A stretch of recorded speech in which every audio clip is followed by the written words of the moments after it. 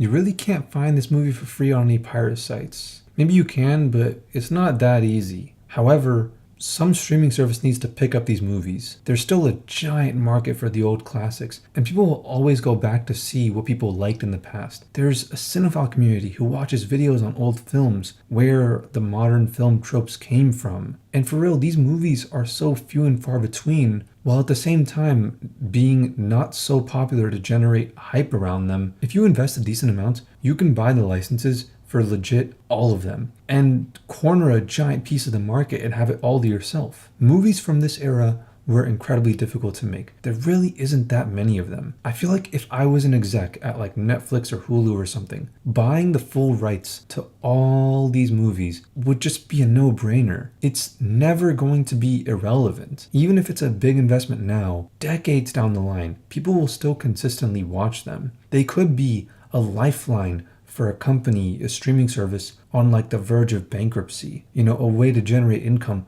when the rest of the brand is generating losses. The Library of Congress has a list of movies that they've deemed culturally significant. In my opinion, if I ran a streaming service, or if I was on the board, or if I was an executive of that streaming service, I'd buy up the rights to every single one of these movies on this list ASAP. But until we can watch something like this on like Netflix or some shit, I have the video file on my PC, so if anyone wants to watch it, I can share it with you. Just like DM me on Discord or Instagram or something. But yeah, this movie was such an interesting experience to watch. To look back at what they were able to do with the technology of their time, it's a weird juxtaposition. Like you see the credits showing up before the actual, showing, as if this is some like theater play. And then you realize this transformed into the modern day opening scenes. Directors putting their tags in the beginning of music videos and whatnot. Things like that. You see where these things originate from. Meanwhile, in this world that feels so connected to ours, and everything derives from that world, the juxtaposition is that everyone has these names that you only read about when people talk about like the olden times,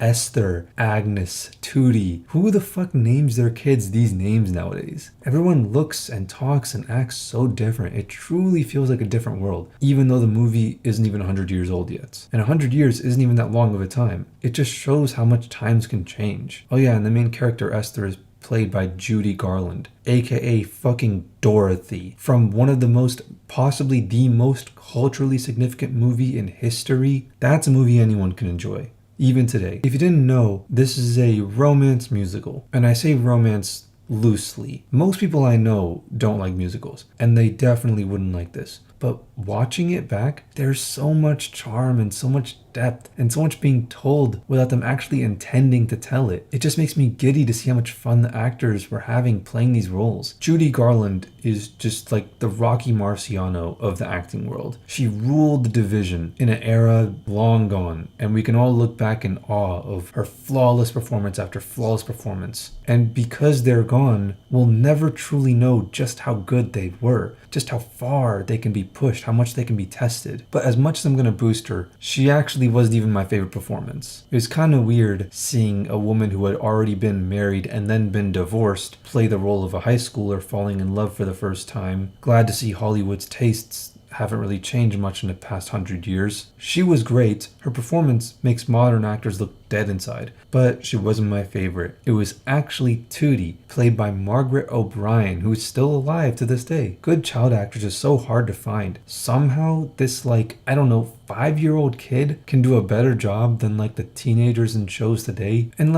it makes sense that she's a good child actor. They probably worked really, really hard to find a good one, considering how much hard work clearly went into every other aspect of the movie. The costumes and the sets and the acting and even the music is amazing. There's so much life and energy and color, and it really makes you call into question how much effort modern filmmakers are putting in if people were able to make stuff like this 80 years ago. Meanwhile, with all our technology, so many modern movies look so bland and lifeless and gray. I felt such strong emotions when watching this that I didn't really expect, honestly. I can only imagine how people must have felt back then watching this in the theaters. During World War II, you have people overseas, you have loved ones overseas, or your neighbors have loved ones overseas. You can absolutely tell that everybody involved put tons and tons of effort into this stuff. And that's because they were so limited, unlike filmmakers today. They really had no choice but to do it right the first time. Like in the trolley song part, it's so full of energy and character and the music is incredible. And the fact that they were pulling all this stuff off in a single take, all the technical stuff they teach you in film school aside. The story itself is good. There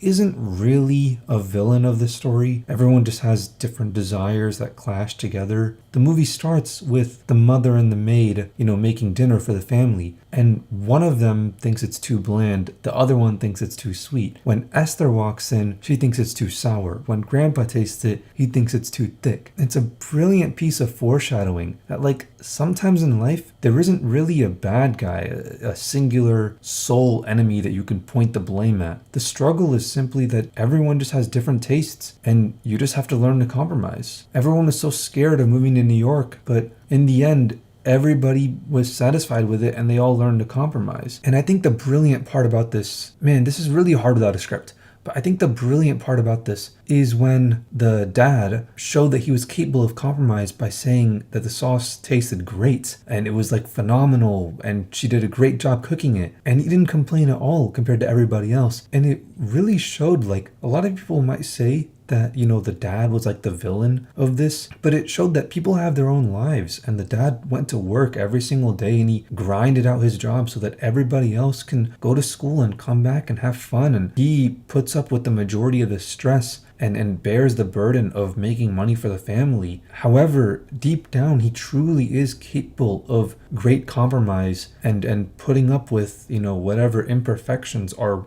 going on with the world and being happy in spite of it. In reality, this is kind of brilliant writing showing that, hey, don't get it messed up. Don't think that the dad is the villain of the story. Everybody else is just as picky in what they want, just as he's picky in what he wants. But just as they're capable of compromise, because you would perceive them as being the good guys because they're clearly all bundled up together, and that's kind of how they write it, as they're the main characters and he's the opposing force that makes them all sad. He's just as capable of them as change and compromise. And by the end of the movie, he learned to extend the compromise that he had for the food to the rest of his life. Even the side characters go through their little own character arcs of having to deal with moving out of St. Louis. I really, really resonate with the message of the movie. They have enough money to live. They love their lives. They have a nice house. All of their needs are met. Yet their dad has a business opportunity in New York. I've personally experienced a move when I was really little for financial reasons. And I know people in my life who choose money over family relationships. And even though I can respect wanting to earn enough to feed your family, when you're already well off, you're already making in the 6-figure range by yourself, and so does your partner. At a certain point, you just have to stop and ask yourself, why am I even making money at this point? What am I even doing it for? Will I ever earn enough to delegate my workout, to someone else to make time for myself to be with my family? Or should I just abandon that whole, saving my time and try to earn 7 figures a year and try to earn 8 figures a year and devote more and more of my time to it? And to me, the answer is a no-brainer. But I've seen people go in the other direction more times than not, and it hurts me to see. So I actually kind of got the feels a little bit when watching scenes later on in the movie. I often come across as all hard and shit, but deep down I'm a romantic, and seeing simpler people in simpler times, it just puts a smile on my face. 7 out of 10. It's Filthy Frank, motherfucker. It's Filthy Frank, bitch. Let's get some pussy tonight. Дорогие друзья, ассаламу алейкум, вот вам дагестанский лайфхак. Это моя жена. Чего ты хотела?